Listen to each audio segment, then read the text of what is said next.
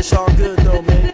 They say Benzes roll, Beamers jet, and caddies keep on dipping. Well, I must be tripping. I'm in the old school pie flipping, selling them high jipping, tending to my pimping. All right. Hold on a second. Let me give you a couple more seconds here. Okay. So that I'm settled down. We ain't making your noise. gonna Oh get shit! You know what? Hmm. It's gotta shut off. Yeah, I got it. Yeah.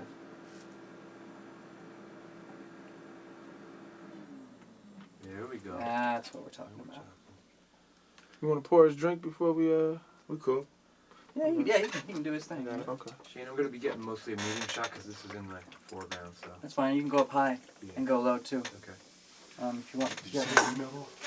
I saved it to the hard drive, so it's saved to the desktop. So Okay. when we go in and actually when she sends you your email, we'll be able to copy and paste it into an email. Is there? Did y'all start already? Yeah, the computer got turned off. Okay. I Yeah. got to see that. Okay, I'm gonna go down to the house real quick and come right back. Okay. I gotta send that email. All right, go. I'll see you in a second. All right. I'll be back. I'm going right down the street, Dre. Ready? Right down, pivot, clean, pivot. Okay, you're at 2 point or 3.2? I'm at 3.4. 3.4? Okay, Yeah. cool. Just go a little rich on it. All right. It's your show. Okay. And your show. All right. No doubt we're here with a legend from the Bay. Straight from the V, Right Vallejo. That's right. That's right. Give it up. More than 15 years in it, huh? Yep, something like that. So we're gonna knock it out with Matt Dre, and we got the first question right here. And this question is, what is rap? What is rap? That's a good first question. Rap is a way of expressing yourself through words on top of a beat. What frame of mind you might be in, want to be in, experience you might have had to a beat. Rhyming to a beat, on beat. Expression, on beat, rhyming. And as many ways as you can get yourself to express that point are your styles. Okay. Feel me? Yeah. Can anybody rap? Can anybody be a rapper? I used to ask myself that all the time. When I came home in '96, I tried to actually make a rapper out of anybody or nobody. And everybody can't be a rapper. Unless you have enough money to force feed the public to believe and to dress him up, and then you can make a rapper. But he won't be a rapper. He won't last long. One-hit wonders. You can make a one-hit wonder. For sure, if you got enough money. Okay. All right, good. What is it about the rap? Is it the beat or the lyrics or both? Right now, times change. When I first started, it was more a combination of both. When I first started listening to rap, Sugar Hill Gang, Curtis Blow, it was a combination of both. Mostly, just a combination. Lyrics and rap together made everything. Then as time changed, like when groups like Public Enemy and stuff like that, then the lyrical content really became more of a factor, and people wanted to hear, what is you saying, or what are you saying, what is you really saying? If you're saying something, if you're not saying nothing, we don't want to hear it. Then times change, like now, the beat is like 95% of what's going on. You could be saying anything, as long as it's banging, slapping beat, and you can get the hot heads banging, you feel me, it's a slap. Yeah. So it depends on where people's heads are at the time. And what is it for you, Dre? Right now? Yeah. It's always lyrically with me.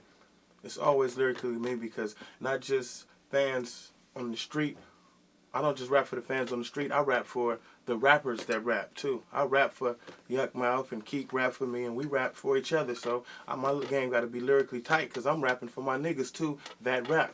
Right. So I can't have no faults in my game. So it's basically a lyrically thing to me. But I got to pick the right beats for it to get the right people to listen, though. Right. So, you feel me? You can't just rap over what you might want to rap over most of the time. You got to pick beats to whereas, like I say, where people's heads are right now. People are up on the upswing tempo right now. Feel me? Yeah. You've been in so long, doing your thing. is it kind of like with rappers? You said most people may think that you make records for just fans, but you just Right. mentioned you make rappers also for your homeboys, for your people you came up with, Right. like your peers. Is there like a fraternity of rappers, like something like a peership that you when you see Dr. Dre or when y'all see each other? Well, I ain't met Dre yet, but as far as it's certain levels. It's just like you take baseball. You got your AAA, still pros, but they still ain't made it to the pros. Then you got your people in the pros that's pros, but ain't all stars. This is just it's certain levels, and I treat everybody that's giving it a good effort with the same respect, but it's different levels. And once you reach certain plateaus, you see what level that you didn't reach. Now, you come up here with the guys that's selling. It's really record sales. That's what they respect, the record sales. Record sales. You could have a hit in the streets and still be respected in the record industry because you ain't sold a lot of records. Right. So once your record sales get to notoriety and you get to statistically, man, you selling records, then that's when you jump up into the real professional or the next plateau. Right. You keep on. I still ain't made it up to the top plateau yet. Feel me? I'm still reaching to get up there with a few people like Jay-Z and them and people that I follow like Tupac. I've been in it. Me and Tupac was doing shows around here together when it was rap. Right in the When beginning. niggas was rapping, not hip hop and all that when it was rap. He's trying to Okay. cut a little light off. His is blown out. I got him. Okay. There you go. Hold on, Let's Dre. push it. Wait till the light. got Is it good? We're good. That's good, thank you. Okay. Yeah. Much Thank better. you. What's your highest high when you have a mic in your hand? What's the thing when you're on stage that makes you feel like, yeah, shit, that's what I did it for? When somebody of the totally opposite walk of life is sitting in front of me singing my lyrics word for word and bobbing and just knowing, feeling it and know what I'm saying, even when I'm using slang words that I just might have made up, they know by the way I used it in the phrase or whatever, they still feeling it and know what I'm saying. And this person is nothing like me. It's nothing. Color, dress, girls, whatever. It's nothing like me. But he's sitting in front of me singing word for word, no word for word. So I'm like, yeah, it's what it's about right here, baby. And after the show is over, when that promoter comes, It ship you off? yeah, cashing me off my bread. Yeah, this is about here, baby. Yeah. You feel me? So is it like communicating? That type of thing? It's you feel like? definitely a communication thing. It's a way of forming. For me, I'm representing I guess a secret society of people that I know the rest of the world don't know about that exist. That's just as entertaining as the rest of the people that are on TV. Mm-hmm. So it's a whole culture that I'm representing that I know people don't. So I'm communicating with and for the people of that culture. You feel me? Yeah. Sharing something that they might not otherwise be exposed to. Yeah. Okay. To you, what do you see as the influence of pimping on the MC in terms of like bragging, profiling, the swagger, your style? How does pimping influence the MC? Okay, that's a good question too. Pimping has a lot of influence on the MC because of a pimp's mouthpiece. For him to be able to talk, I don't know if you've seen some of these hoes and strippers nowadays. Some of them are bad, beautiful, could be doing modeling or whatever, whoop-de-whoop. So for a pimp with not a dime or a dollar in his pocket, to be able to get this girl to turn over her everyday earnings, which can range from 500 to 5 G's a night, and do it on a consistent basis and have 4 or 5 of them, you got to come up with some of the most catchy things that a girl ever heard, you feel me? So when a pimp talk and a rapper listen, he listening to, man, this man is spitting it. He using his gift. These words I've never even been heard put together. I ain't even heard the president talk like this. So it's just those one-liners that you get to keep the people interested that the pimp got that's influencing the rap game. You feel me? Right. You got to keep the ear. Okay, that's good. Good answer.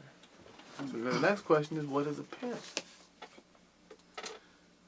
Well, you got people that define the word pimp. It's a few definitions, but there's a real hardcore, the real meaning of a pimp. from around here, Frisco, where pimps is risen, you know what I'm saying, Fillmore, Fleming, them. A pimp is a man that's getting his money. His business is making these women go to work and make money and whoop and financing managing their money and everything and he getting all the income and running the business off of sex. Ladies selling sex, women selling sex. Sometimes they don't even have to sell sex. I know hoes out there that are 5 Gs going on a shopping spree with rich people. Just come be my jewelry for the weekend for 5 Gs. Bitches go get on an airplane, go to LA, and be with some rich ass guy for the weekend, just so he can show off at the parties and shit. Like he got a tight ass blonde hair, blue eye bimbo with him.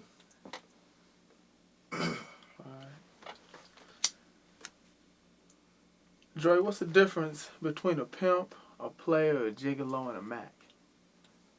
Pimp. Player, gigolo. Pimps are more structured. Pimps are structured. They got rules, moral standards, and codes they go by, and they real serious about their business, and they keep themselves. It's a real business with a pimp. You feel me? On the pimp aspect, a player was just what you say. He's playing. He's doing what he's lying to bitches. He got bitches over here. He got about 4 bitches. He got bitches everywhere. He's doing what it take. He got this bitch thinking they the number one. This bitch think the number one. He talking to this dude. Got him thinking this. He playing. He's a player. He's good at it. He's in the game. Right. A player is a person that really plays the game. And a gigolo, you know what that is. That's a dude that he's fucking. He likes to fuck, but he's getting paid for it at the same time. But he not getting paid no welfare check money or nothing that. He getting paid, keeping this shit sharp by fucking these top-notch ladies that want to cheat on their husband and what have you.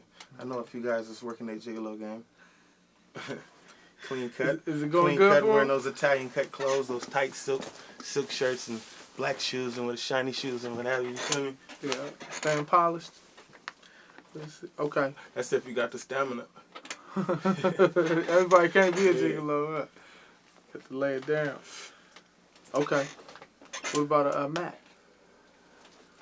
Well, my name happens to be Mac Dre, and I got 2 definitions for that. I am MAC. I don't know, it's not M-A-C-K, MAC, and that's for the mastered the art of communicating. Like you said, this rap form is communication. So I think, you know, I got my bachelor's in this communicating game, right? With all races, kids, 9 to 99, you feel me? But the other M-A-C-K, like Short we talking about, is a form of a pimp, but he more lenient when his. He not as, you know, pimps pose, they like this. You know what I'm saying? They structured, there's rules, they get slapped, they beat the bitch down with your whoop. Mac can more like do what he want to do when he doing his pimp game. He pimping, but he doing it the way he want to do it. You feel me? Okay. More of an independent style, Yeah. maybe. Okay. What is it about the pimping that attracts females? Draw a picture for us. Well, mostly, a pimp, when he talks, that's what firstly, I'm exposing game, and pimps might don't want me to, you know what I mean, get too deep on it, but a pimp, they're articulate, and they can talk, and they know more things than the average, mostly black guy would know, and it fascinates these women for them to be around a real nigga. You feel me? When they peep the realness, it's kind of like infatuation. Then most girls that run into that money at a young age, like 19, 18, cannot manage the money worth nothing in the world. They can act like they're going to save up to get a Mercedes, but they'll never get that Mercedes. Always got bill problems, woo-de-woo-de-woo. So they really not good financially handling their money. A pimp going to make sure his bitches are buttered, got money, got cars, and everything else, because the more buttered they are, the better they look, the more the prices go up. So they going to get treated good, everything is good. So it's kind of like a baby on the titty thing. You feel me? You need that titty for a minute, or you need, some people get strung out on it. They need it. It's the dependent. You feel me? That's my guardian. Yeah. He can handle my business better than I can. You feel me? Yeah. A lifeline. I don't have to worry about bills. I don't have to worry about getting nobody beating me or doing nothing. I don't have to worry about it. He got it all. Okay. Here's a question, Mac Dre. Who are you? Who is Mac Dre? Man, I'm many people and they all want to get paid. They all want to get paid. Man, I done grew up in this.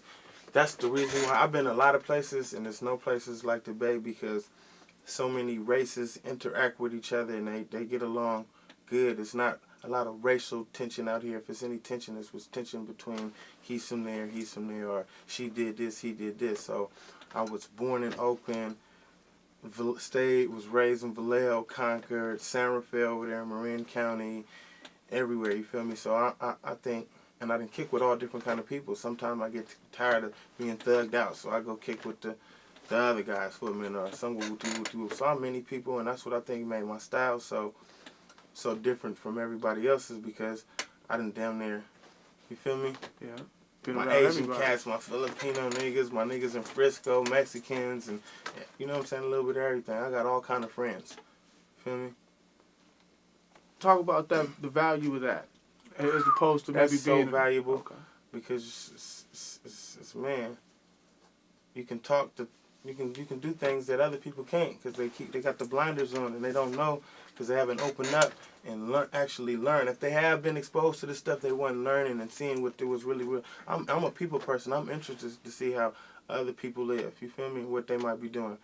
And when I went to the feds in Lompoc, it's damn near you have to be aware of your surroundings and the kind of people. You have to have a good judgment of character within the first 2 to 3 minutes when you meet somebody because something can go down within the next 5 minutes, you feel me? So you got to be knowing what kind of person that you're dealing with. So I got a good judgment of character being in there too. And the feds is not like the state pen. We got people from all 52 states. And the states, the other areas that the United States control, like the Virgin Islands and all that stuff. So you got mob people, then you got Jamaicans and woo-woo. So I'm in there interacting with all these people. They all want to hear me rap. Heard I was a rapper. Heard I had nice things on the street and was interested just like I'm interested in them. You feel me? How'd that feel, if I may ask, when you, when you were behind walls and people, you was like people knew you. What was that like? It was when I went to everything cool? Oh, yeah. If Alright. you slid a little to the, a little to the left. Alright. Oh, you're right. That's good. When I went, I was 21 years old, right? When I went to Lompoc, and you know how you hear stories when you're young about the pen, people getting stabbed up, raped. So I didn't know what. I wasn't scared, but I was ready, prepared for the worst and everything. So I didn't know what to expect. So when I got up in there, and you wouldn't think that so many people like from the Bay Area would be, oh, there goes such and such from Oakland and him from Richmond. So people knew about me and they were kind of like, yeah, that's my partner. You gonna represent us for rap? I was the representative for the Bay Area in the federal penitentiary. You feel me?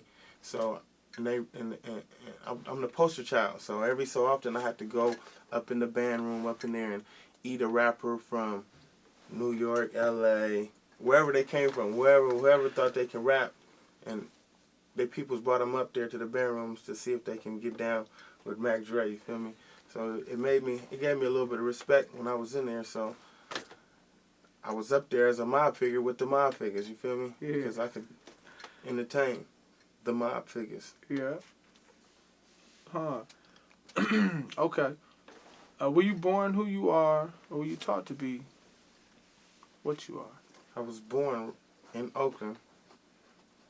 Stayed in Oakland for a minute, went back to, my mother's from Vallejo, but she was out here when she had me, so you feel me, then back to Oakland. So I'm a Bay Area cat to the heart. First, my mother worked in Frisco as long as I can remember waking up, you feel me? So she been back and forth commuting to Frisco.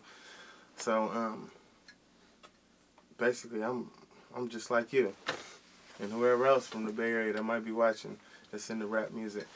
And who I am, I'm the the Scarface for the Bay or the Jay-Z. You know how everybody got I'm one of the rap stars for the Bay. That's my thing. I'm representing the Bay Area. Want to see people from the Bay Area on TV with nice cars and why it's not nobody from the Bay on TV or shining or doing as many things. I'm trying to be that guy for my Bay Area folks, you feel me? That's why every time you see me up, I'm gonna pull up stunting and something that costs $60,000, $70,000 or better, you feel me? Diamonds with a mouthful of girls' best